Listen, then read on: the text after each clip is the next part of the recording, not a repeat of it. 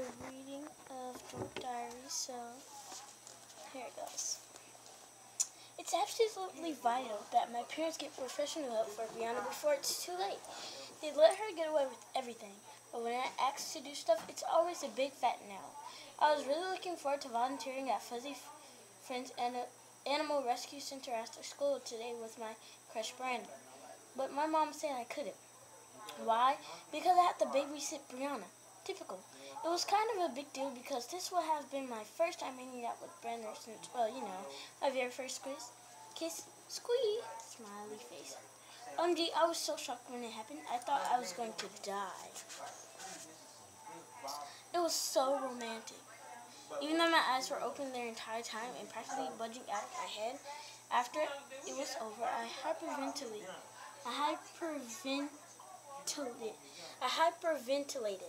Alls. The only problem with the kiss is that it happened at a charity event to raise money for kids. So I don't know if Brandon did it because he actually likes me or because he was just trying to save the needy children of the world. Anyway, thanks to my crazy sister, I'm a nervous wreck and totally stressed out. And my school day hadn't even started yet. Note to self, get a new sister. I was happy and relieved that I actually made it to school on time. In spite of my very cruddy morning, I made up my mind that I was going to have a really good day. I was surprised that my new sweater got so much attention. As I walked down the hall, practically everyone stopped and stared. Even the guys, and get this, a few of the CCP cute, cool, and popular girls actually smiled and pointed to and whispered to each other. It was quite obvious they were loving my new sweater. I felt just like a fashion model walking the runway or something. Everyone staring and pointing at as I strutted down the hall. I was like, "Good morning, people. Don't hate on my fabulous sweater." But I just said that in my head so no one heard it but me.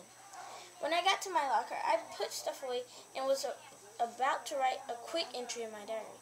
I was feeling really happy about my life right then. I wasn't even that mad at Brianna anymore. Hey, she's only a little kid.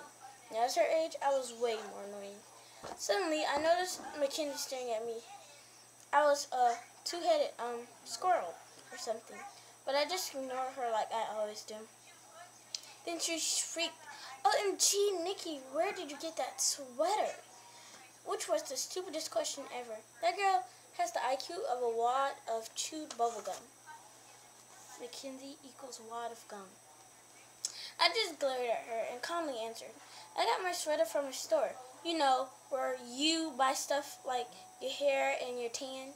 Mackenzie was obviously insanely jealous of my fabulous new sweater, and she just couldn't deal with the fact that my outfit was way cuter than her outfit. Then she pointed at me and snickered.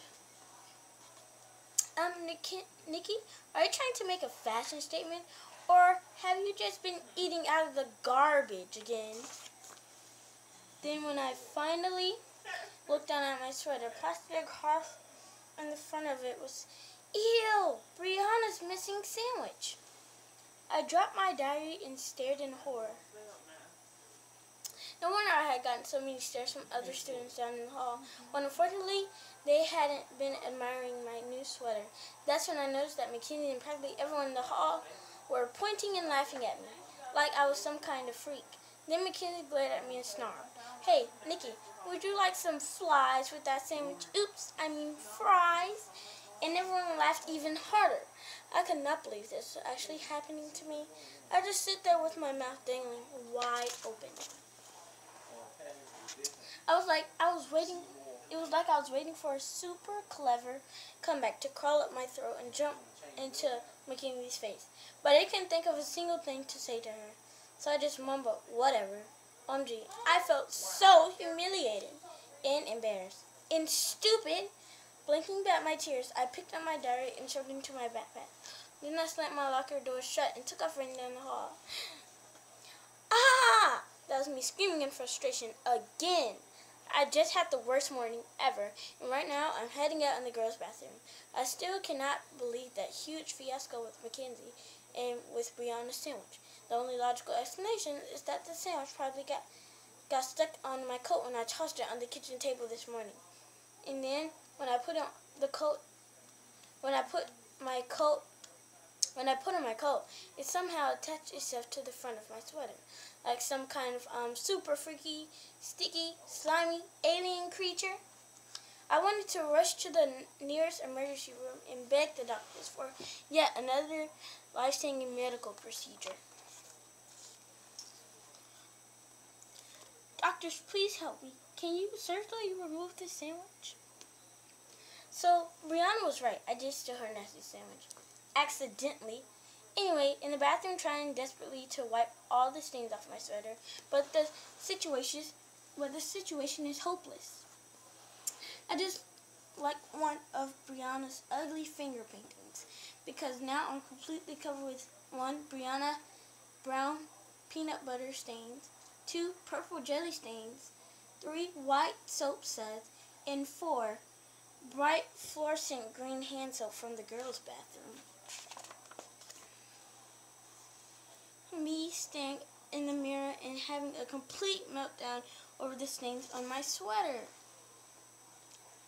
OMG, it looked like someone had snarled down a cafeteria lunch of tuna casserole, green peas, blueberry pie, and chocolate milk, and then threw up all over my sweater, twice. I felt absolutely horrible. So suddenly, big fat tears started to roll down my cheeks, but it wasn't because I was super upset, which I was. My eyes were just burning really badly from the putrid stench of pickle juice. Unfortunately, adding water to the mix had made the nauseous odor 10 times stronger. That's when I started to cry for real. My entire school thinks I'm just a huge joke. My favorite sweater, which I had saved up for 2 whole months to buy, was totally ruined. And I smelled like a human pickle with very bad body odor. It was all Brianna's fault, mostly.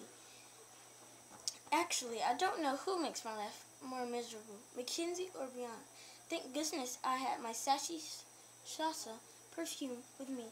I sprayed on practically half the bottle, so now I smell like a pickle marinated Xoxoxoxoxo perfume. Just great. Sorry, Brianna, but I'm starting to wish you were never born. Hiding out in English class. 8:05 a.m. In English class, I slouched down in my chair and tried to hide behind my textbook. The last thing I needed was the entire class staring at my hideous stained sweater. Soon my English teacher came staggering into the class, carrying a massive 4-inch thick book. She dropped it onto her desk with a loud thump. The kids in the front row coughed and fanned the dust cloud it created. I couldn't help but not notice that the ancient book smelled like mildew, fish sticks, and sweaty gym socks. It smelled as awful as I felt, which was a pretty amazing coincidence when I think about it. Good morning, class, my teacher beamed happily. Instead of discussing the use of symbolism in our Grapes of Wrath novel as originally planned today, we are going to have some fun. So please put away your books. Everyone happily tossed their Grapes of Wrath books on the floor, including me. Our teacher continued. I was cleaning out my attic yesterday and found this awesome treasure, she exclaimed. This book of fairy tales belonged to my grandmother and was my favorite book as a child. Fairy tales are an entertaining and fascinating genre in literature. She picked up the big book and blew the dust off the cover. Then she proudly held it up for the entire class to see. A Journey Through Fairy Tales. My teacher showing off her dusty old book of fairy tales. The book actually inspired me to give you a creative writing project today, she explained. The entire class groaned, including me. Come on, people, this is going to be fun. I promise. Now take out your journals. I got my English notebook and tried to find the page that wasn't covered with sketches or doodles.